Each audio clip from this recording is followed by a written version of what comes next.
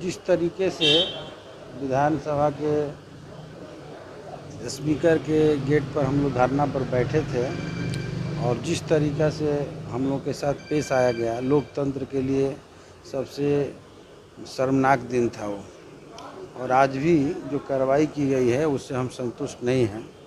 बिल्कुल एक दिखावा है और हम समझते हैं कि इसमें जो कुछ भी उस दिन हुआ था वो पूरे भारतीय लोकतंत्र के संसदीय परंपरा के खिलाफ था, जो कहीं पूरे देश में नहीं हुआ था। इसलिए हम लोग अभी भी है कि संपूर्ण रूप से उस मामले की जांच करके जितने दोषी अधिकारी हैं, वो केवल 2 सिपाही पर कार्रवाई नहीं, सारे दोषी अधिकारियों पर कार्रवाई हो और साथ ही साथ सरकार जो है, नीतीश सरकार माफ़ी मांगे, क्योंकि वो अपमान जो हुआ था वो सिर्फ विधायकों का नहीं हुआ था, विपक्ष का नहीं हुआ था, बल्कि सदन जो लोकतंत्र का मंदिर है इसका अपमान हुआ था। और इस लोकतंत्र के मंदिर में जनता के चुने हुए प्रतिनिधि आए हुए थे, इसलिए पूरे बिहार के जनता का अपमान हुआ था। इसलिए हम समझते हैं कि माफ़ी मांगना चाहिए और बाकी जो दोषी लोग हैं उन पर कार्रवाई होना चाहिए, अधिकारियों पर कार्रवाई होना चाहिए। आपके गठबंधन का कहना है कि बैठ के पहले तय होगा कि जहाँ तक बात है तो हम सच बात यही है कि गठबंधन की मीटिंग के बाद ही हम लोग तय कर पाएंगे कि हम लोग को सदन में भाग लेना है कि नहीं लेना है।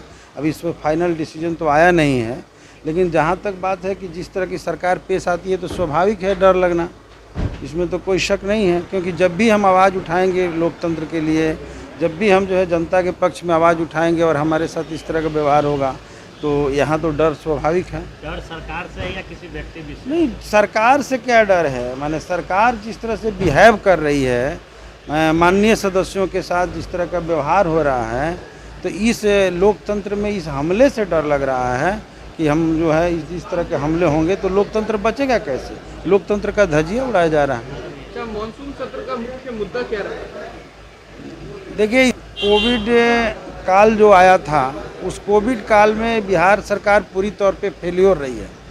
जनता को भगवान भरोसे, भाग्य भरोसे छोड़ दिया गया था और हजारों हजार के संख्या में लोग तड़प तड़प कर मरे। कोई तैयारी नहीं की गई थी सरकार की ओर से।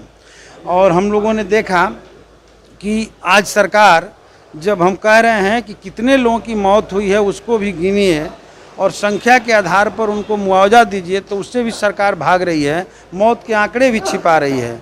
तो हम समझ रहे हैं कि इस बार के सदन में स्वास्थ्य का मुद्दा प्रधान मुद्दा होगा और किसी भी सूरत में स्वास्थ्य के साथ खिलवाड़ जो सरकार कर रही है इसे हम बर्दाश्त नहीं करेंगे। इसके खिलाफ हम आवाज़ मजबूती से